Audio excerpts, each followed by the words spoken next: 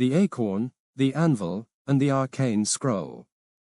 Deep in the heart of the wildwood, under a canopy of whispering leaves, a trio of unlikely companions found themselves in a predicament as peculiar as it was perilous. Arcane, the druid, clutched a tiny acorn that glowed faintly in the moonlight. Her green eyes darted nervously between her two companions. Thaldor, a grumpy dwarf wielding a hammer larger than his stout frame, and Magister Fiddlespark, a scatterbrained wizard with a penchant for turning perfectly good apples into explosive pigeons. "Let me get this straight," Thaldor grumbled, his deep voice echoing against the ancient oaks.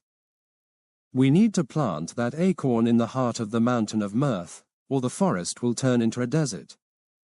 "It sounds like someone had too much elderberry wine," Arcane sighed.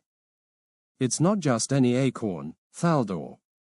This is the seed of Solara, the essence of life itself. Without it, all will wither and fade." Magister Fiddlespark adjusted his crooked hat, his spectacles sliding down his nose. "And let's not forget the small matter of the Basilisk Brigade guarding the mountain. They are fascinating creatures, though. Their venom can petrify a badger in under 3 seconds. Why would a wizard know that?" Thaldor asked suspiciously. "Field research," Fiddlespark said with a wink. The journey to the Mountain of Mirth was fraught with challenges. First came the mischievous Spriggan swarm, creatures of bark and mischief who tried to steal the acorn. Fiddlespark accidentally turned one of them into a watermelon, which ended the fight, though Arcane spent an hour apologizing to the forest spirits. Then there was the Chasm of Chaos, a rift so wide it seemed to devour the horizon. Arcane conjured a sturdy vine bridge, but halfway across, Thaldor's heavy boots snapped it. Only Fiddlespark's quick levitation spell saved them from becoming specks at the bottom of the abyss. Finally, they reached the mountain, its peak crowned with a shimmer of golden mist. The Basilisk Brigade waited at the entrance, their serpentine forms coiled around jagged stones.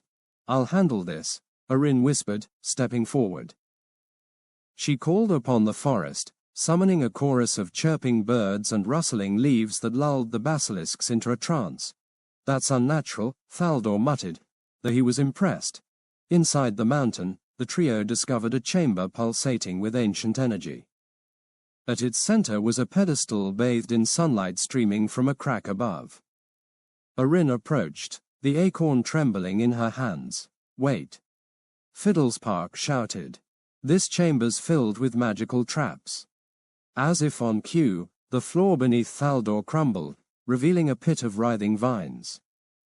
He clung to the edge, roaring, "You could have warned me before I stepped there." While Arcane helped Thaldor, Fiddlespark's keen eyes scanned the room. Muttering an incantation, he revealed a glowing path through the traps. "Follow the purple stones." The group navigated the treacherous chamber, Fiddlespark deactivating traps with bursts of magic and Thaldor smashing through obstacles with sheer stubbornness. Finally, Arcane placed the acorn on the pedestal. The mountain rumbled, and golden roots sprouted, intertwining through the cracks and soaring toward the heavens. A surge of life radiated outward, rejuvenating the wildwood. As they emerged from the mountain, victorious, Thaldor grunted, "Well, that wasn't so bad." "For once, the wizard didn't blow us up," Fiddlespark beamed. "Progress." Arcane smiled, holding out her hand. To the power of unlikely friendships, as they clasped hands under the reborn forest's golden glow, they realized their greatest treasure wasn't the acorn, it was the bond forged in the face of chaos.